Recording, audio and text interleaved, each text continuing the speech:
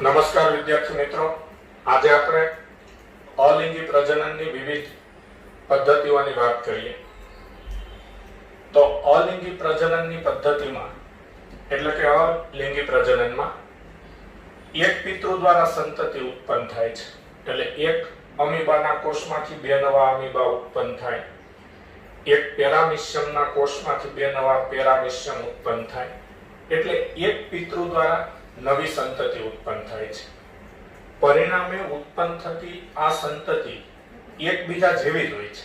એટલે એક અમીબા દ્વારા બે નવા અમીબા ઉત્પન્ન થાય તો એ બંને અમીબા એકબીજા જેવા જ હોય, બંને સંતતિ એકબીજા જેવી જ હોય, કોપી ટુ કોપી હોય, તથા તેમના પિતૃની આબેહૂબ પ્રતિકૃતિ હોય છે.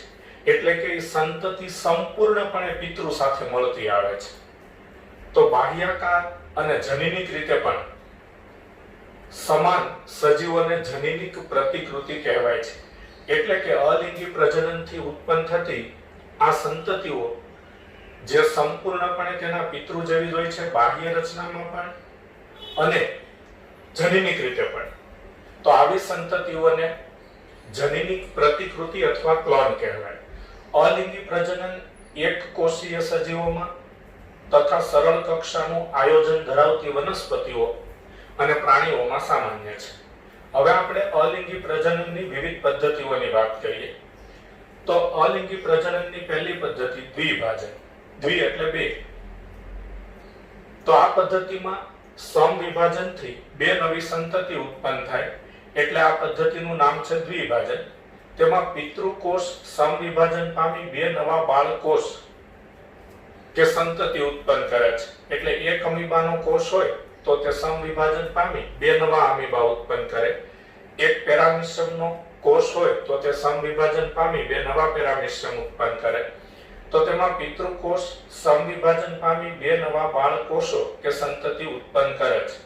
દાખલા તરીકે પ્રોટિસ્ટા એટલે અમીબા, પેરામિશિયમ અને મોનેરા એટલે કે બેક્ટેરિયા જેવા સજીવો દ્વિભાજન પદ્ધતિથી અલિંગી પ્રજનન કરે છે. તેમાં પિતૃકોષ બે અર્ધ ભાગોમાં વિભાજિત થાય છે. એટલે કે એક પેરામિશિયમનો કોષ સમવિભાજન પામી અને બે નવા પેરામિશિયમ ઉત્પન્ન કરતો હોય ત્યારે પેરામિશિયમનો પિતૃકોષ બે અર્ધ ભાગોમાં વિભાજિત થાય છે. અને બે અર્ધ ભાગોમાં વિભાજિત થાય છે પછી દરેક ભાગ ઝડપી વૃદ્ધિ પામી પુખ્ત બને છે. કલિકા સર્જન. ઈસ્ટ નામની ફૂગમાં અસમભાજન દ્વારા નાની કલિકા ઉત્પન્ન થાય છે. આ ઈસ્ટનો કોષ છે. ઈસ્ટ એક કોષી ફૂગ છે. તો આ ઈસ્ટ જેવી એક કોષી ફૂગમાં અસમભાજનની ક્રિયાથી નાની કલિકા ઉત્પન્ન થાય છે. એટલે આ રીતે અસમભાજનની ક્રિયા આગળ વધે એટલે અહીંયા આ રીતે નવી કલિકા ઉત્પન્ન થાય. તો ઈસ્ટનો આ પિતૃકોષ છે તેના પર આ નાની કલિકા ઉત્પન્ન થાય છે અસમભાજનની ક્રિયાથી, જે શરૂઆતમાં પિતૃકોષ સાથે જોડાયેલી હોય છે.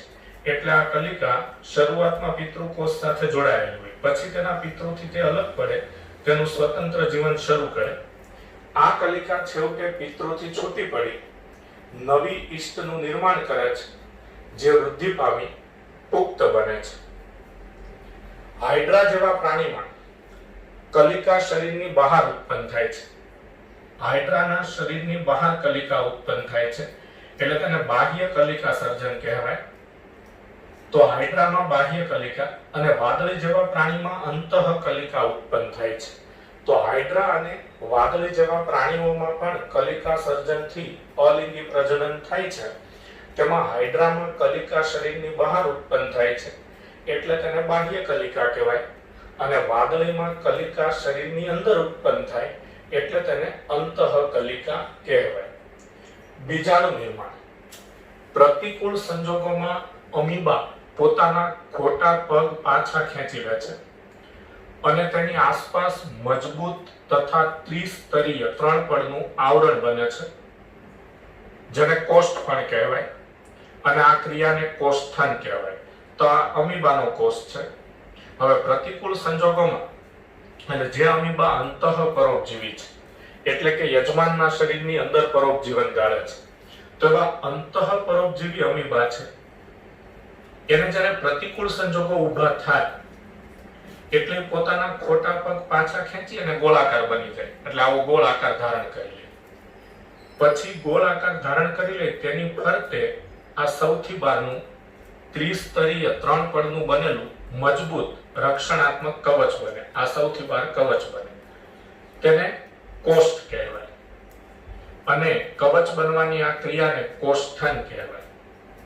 જ્યારે અનુકૂળ પરિસ્થિતિ પ્રાપ્ત થાય ત્યારે કોષ્ઠન પામેલ અમીબા બહુભાજન પામે છે અને ઘણા સૂક્ષ્મ અમીબા કે કૂટપાદીય બીજાણુઓ ઉત્પન્ન થાય છે. તો બહુભાજન પામે છે. તો બહુભાજન એટલે શું? તો પહેલા આપણે જોયું કે પ્રતિકૂળ સંજોગોમાં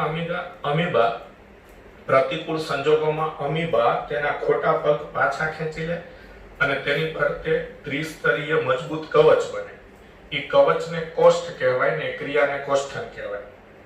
પછી આ કોષ્ઠન પામેલ અમીબાનું જે કોષ કેન્દ્ર છે, આ કોષ કેન્દ્ર એ બહુભાજન પામે. બહુભાજન પામે એટલે કોષ કેન્દ્રનું વિભાજન થાય પણ કોષ રસનું વિભાજન ન થાય.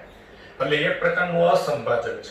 એટલે અસંભાજન પામે એટલે કોષ કેન્દ્રનું વિભાજન થાય પણ કોષ રસનું વિભાજન ન થાય અને દરેક કોષ કેન્દ્રની આસપાસ કોષ રસ પ્રાપ્ત થાય. દરેક કોષ કેન્દ્રની આસપાસ કોષ રસ એકત્રિત થાય. એટલે આ રીતે એક પિતૃકોષમાં, આ એક જ અમીબાનો કોષ છે, એટલે એક પિતૃકોષમાં આવા ઘણા બધા એક કોષ કેન્દ્રીય અમીબા ઉત્પન્ન થાય. આ અમીબાને કૂટપાદીય બીજાણુ કે સૂક્ષ્મ અમીબા કહેવાય.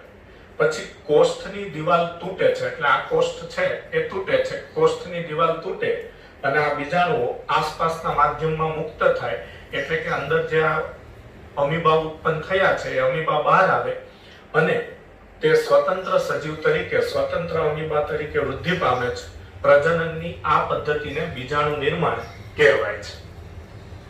ક્લેમિડોમોનાસ નામની લીલમાં ચલ બીજાણુ ઉત્પન્ન થાય છે. એ ચલ બીજાણુ કશાધારી હોય છે એટલે તે ચલિત હોય છે અને પાણીમાં તરી શકે છે અને નવી ક્લેમિડોમોનાસ લીલ ઉત્પન્ન કરી શકે છે. પેનિસિલિયમ ફૂગમાં કણી બીજાણુ ઉત્પન્ન થાય છે જેને કોનિડિયા પણ કહેવાય. તે અચલિત હોય છે. તે પવન દ્વારા વિકરણ પામી શકે છે, સ્થળાંતરણ પામી શકે છે અને નવી પેનિસિલિયમ ફૂગ ઉત્પન્ન કરે છે. તો આ બીજાણુ નિર્માણની પદ્ધતિ થઈ. ચોથી પદ્ધતિ અવખંડન. અવખંડન એટલે ટુકડા થવા.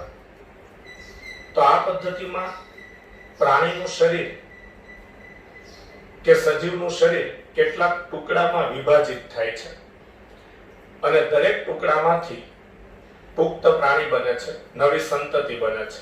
તો શરીર કેટલાક ટુકડામાં વહેંચાય અને પછી દરેક ટુકડામાંથી નવી સંતતિ બને. પ્રજનનની આ પદ્ધતિને અવખંડન કહેવાય. હાઇડ્રામાં અવખંડનથી અલિંગી પ્રજનન થાય છે અને સ્પાઇરોગાયના લીલમાં પણ અવખંડનથી અલિંગી પ્રજનન થાય છે. તો આ વાત થઈ અલિંગી પ્રજનનની વિવિધ પદ્ધતિઓની.